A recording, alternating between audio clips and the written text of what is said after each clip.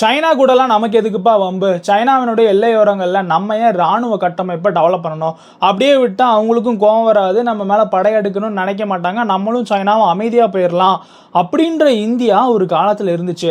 அதனால தான் 1962 நயோமா ஏர்வேஸ் அப்படின்ற ஒன்று சைனாவினுடைய அந்த லைன் ஆஃப் ஆக்சுவல் கண்ட்ரோல்ல இருந்து ஒரு 25-30 கிலோமீட்டருக்கு அளவுக்கு தள்ளி கெட்டிட்டு அதுக்கப்புறம் அதை அப்படியே விட்டுட்டாங்க. ஆனால் இன்னைக்கு பல வருஷத்துக்கு அப்புறம் அந்த நயோமா ஏர்பேஸை இந்தியா முழுக்க முழுக்க ஆக்டிவ் ஆகியிருக்கு. ஏகப்பட்ட விமானங்களை இந்தியா அங்கே கொண்டு போய் நிறுத்த போகுது. சீனாவினுடைய மையப்பகுதிக்கு ஒரு சில மணி நேரங்களில் நாளைக்கு போர் அப்படின்னு வந்தால் நம்மளுடைய முக்கியமான ஸ்ட்ராட்டஜிக் ஏர்கிராஃப்ட்ஸை அங்கே கொண்டு போக முடியும். அதையும் தாண்டி இந்த இடத்துல வந்து -40 டிகிரி வரை போகும், 13,000 அடி உயரத்தில் இருக்கு.